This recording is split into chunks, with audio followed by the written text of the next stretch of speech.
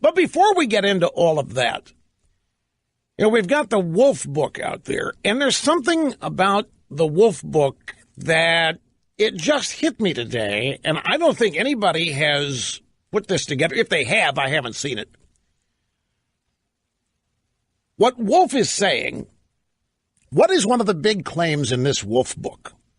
And that is that Trump never wanted to be president, right? Never expected to win. Did not want to win.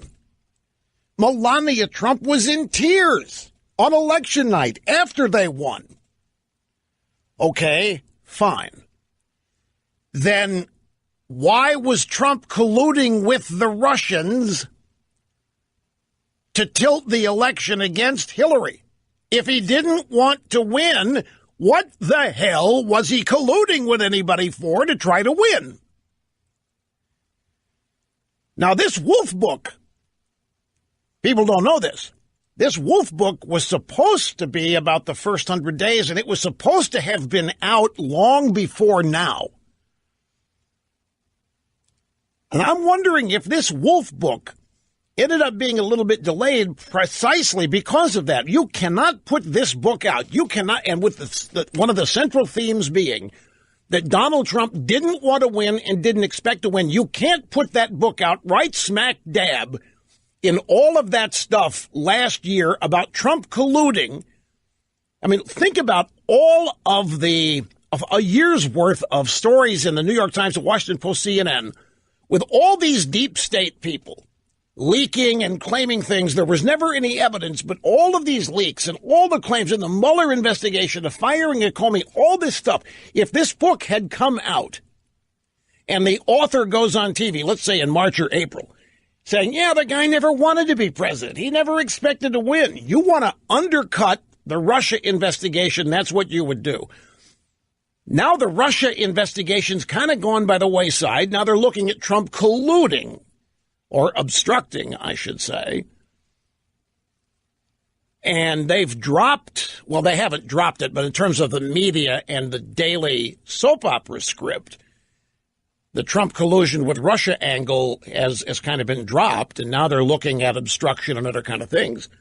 But this just undercuts the whole premise of this last year, that Trump did not want to win, really didn't want to be president. If that's true, why would he have risked his business and his brand to collude with the Russians to win the election he didn't want to win? It doesn't add up.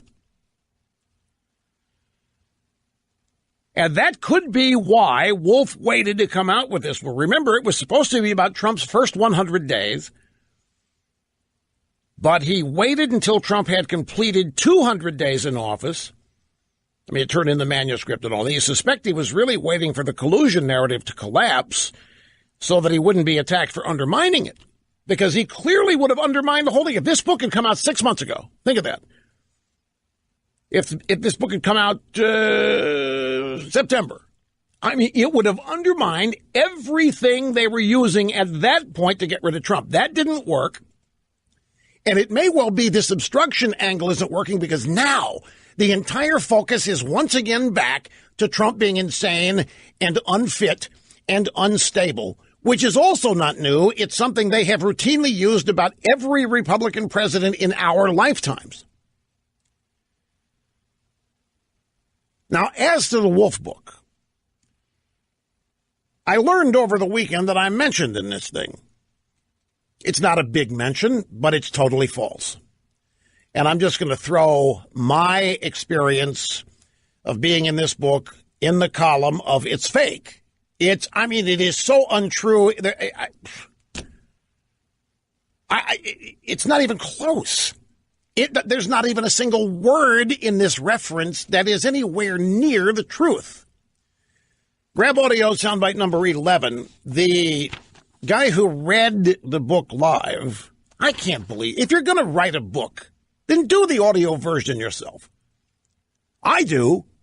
Every one of the Rush Revere books I read, can you imagine going out and buying the audio book, Rush Revere Time Travel Adventures with Exceptional Americans, as read by, and then pick your favorite name? Why wouldn't Wolf read his own book? Well, it's hard. Yeah, it is hard. It takes weeks. And you can't make a single noise when you're narrating. If a paper crackles or if you pound a table or something, got to go back and do it again. It's painstaking. Minor point. The narrator of the Wolf. Oh, do you know where Wolf went when he went to the White House? I mean, he was in the White House, said 20 or 30 times. You know where he went? You know where his headquarters was Bannon's office. According to Maggie Haberman of the New York Times, Wolf's. You know, I have a question before I get to this soundbite. Look at what happened here. I saw a piece where somebody mentioned David Stockman and now Bannon, and they're not the only two. But here's the thing: what did David Stockman do? Did anybody you remember David? David Stockman was the director of office management and budget during the Reagan administration. And David Stockman went public, called I forget who did he call William Greider. He called William Greider, who ended up, I think, at Village Voice or somebody. He was at the New York Times at the time, maybe the Washington Post. They called William Greider, reporter, and said, this is bogus. This is nothing but trickle down. This is never going to work. This Reagan tax cut plan is absurd. It's obscene. And, of course, that's all it took. The director of office and management and budget, and the media has everything they need to begin their revisionist history about the Reagan tax cuts. Okay, jump forward. Here's Bannon. And Bannon is leaking like a sieve in the White House. And then he calls, who did he call? Kuttner, Robert Kuttner, well-known leftist at the American Prospect, and gave an interview that he thought it was off the record. Well, what's he calling this guy first in the first place for? Here's the question. Why is it, be it the Reagan administration, be it the George W. Bush administration, be it this one, why is it that people in these Republican administrations feel the need to call the liberal media and unload? Can you tell me, did anybody in the Clinton administration ever call here or National Review or take your pick at Fox News and unload about what was really going on in the Clinton administration? No. Did anybody in the Obama administration ever betray it by calling or appearing on conservative media to undermine what was going on? No. And so the question, why? Why is it that almost every Republican administration has at least one member who feels the need to call somebody in the liberal media and unload? There is an answer to this. And yet the libs never do it. They never betray. But that's not the sole answer. It's not a matter of, well, we have people that are not that loyal, they betray. That's not the answer. What do you think the answer is? I know the answer, but I'm just... Snerdley is saying that he thinks they believe they're bigger than the cause itself and that they are investing in their own future. Okay, fine. But that still doesn't answer the question. Why call the liberal media? David Stockman could have called Bill Buckley at National Review.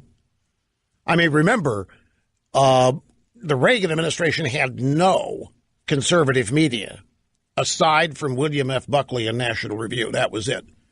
But he still could have called Buckley. He could have called anybody there and unloaded. And he could have done it in a protective way. Said, look, Mr. Buckley, I don't think what we're doing here is right. But no, he called the New York Times or the Washington Post, I forget which, knowing full well why. Bannon didn't call Fox News. Bannon calls Robert Kuttner at the American Prospect and apparently Maggie Haberman at the New York Times. Why?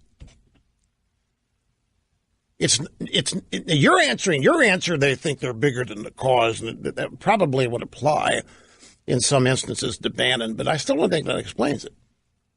I'll tell you right now what explains it. The left runs that town. The left runs the town, and if you want to be in with the town, that's who you have to kowtow to.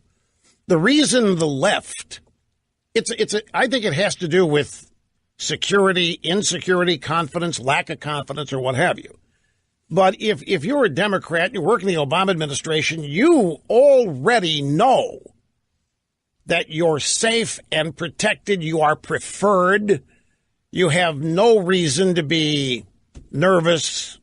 You have no reason to be feeling persecuted or without any confidence. But if you're working for a Republican administration, and particularly this one, which is just reviled on a daily basis by the American left and the media, then it's what I've always said. The left runs that town, and if you want to be whatever in or accepted or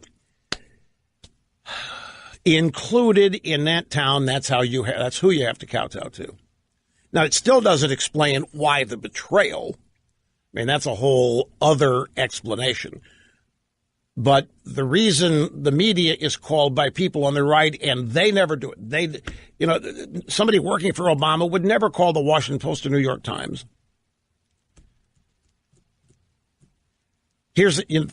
Let's say Hillary was president. Let's do it this way. Let's say Hillary's president, and somebody in her administration knows everything there is about Hillary's emails. Do you think they would call the New York Times? And if they did, would the New York Times publish it? No. If Hillary Clinton had been elected, would there have ever been a story on Harvey Weinstein? I submit to you that there would not. The Golden Globes would not have been what they were last night had Hillary Clinton been elected, because nobody, if there even had been somebody in the Hillary campaign who wanted to unload on Weinstein while she's president, or unburden themselves on Hillary and Huma and the emails and all this stuff, or the dossier. We wouldn't know anything about this dossier if Hillary had been elected. We wouldn't know how corrupt our deep state is. We wouldn't know any of this. And even if members of the Hillary administration, had she won, called the media and told them this, they would have not run it. But when somebody is a member of a Republican administration, and for some reason wants to unburden themselves or wants to betray, it's apparently a no-brainer. Call the liberal media.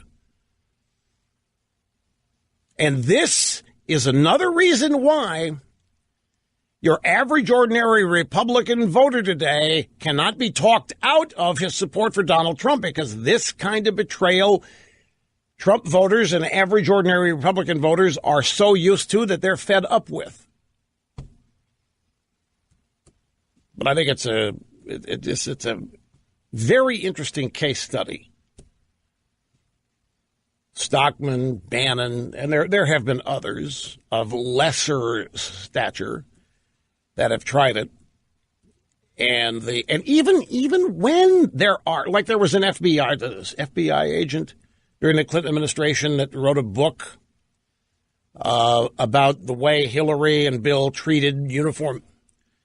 Gary Aldrich, yeah, it's buried. It's buried. It remains a book, but it's not hyped at all like Wolf's book is, and the drive-by media ignored it totally. Anyway, back to this reference to me in the Wolf book. Holter Graham is the narrator. This is from Fire and Fury. I don't know what page or what chapter, but it doesn't matter. Here's the bite. His funeral in Palm Beach on May 20th was quite a study in the currents of right-wing ambivalence and even mortification. Right-wing professionals remained passionate in their outward defense of Trump, but were rattled, if not abashed, among one another. At the funeral, Rush Limbaugh and Laura Ingraham struggled to parse support for Trumpism, even as they distanced themselves from Trump himself. Now, this is at the Roger Ailes Memorial, the funeral, what have you. And it was, I mean, it was in May 20th. The date's right, and that's all. At the funeral, nobody spoke other than members of the family. It was at the memorial that people took turns speaking. But, folks, I can tell you, Donald Trump never came up. The subject of Donald Trump was never discussed at the memorial, much less Trumpism. I don't even know what this means. Rush Limbaugh and Laura Ingraham struggled to parse support for Trumpism even as they distanced themselves from Trump. And Wolf was there. And Wolf came up to me as the memorial ended and said, I introduced myself to him. And then he said, I think I owe you an apology. And I said, what for? And he said, well, I misquoted you or got something wrong in a story some years ago. And I said, well, get in line. But this didn't happen. I really don't even understand what it means. But at the memorial for Roger Ailes, there isn't a single person. Look, Trump's name may have come up with people telling stories. I don't even think that, but there was no discussion of the Trump presidency or of Ailes' involvement in it or Trumpism. And there certainly wasn't anybody who tried to distance themselves from Trump or Trumpism at the Roger Ailes Memorial. This is entirely, it is completely made up. I don't even understand what the basis for that little reference is, because it's totally fake. 100%. I got to take a break. I just saw the clock. Hang in, folks. Be back. I don't think, I'm trying to think about it. Maybe you people can remember if it's happened, but I don't think I have ever struggled on this program to parse support for Trumpism. You know what that means, right? Limbaugh really didn't want to support Trump. He thought he had to, and so tried. I don't think I have ever been halfway on this. And then this business about distancing Laura Ingraham and Limbaugh, distancing themselves from Trump himself. Have I ever done that here? No. Just entirely, totally made up. Try this headline. This is from Newsweek. Trump could destroy the entire human species, says Yale psychiatrist who warned Congress members. They say Trump is deranged and unfit. A Yale psychiatrist poisoning the minds of young students. Trump could destroy the entire human species? Via Twitter, he means, I guess.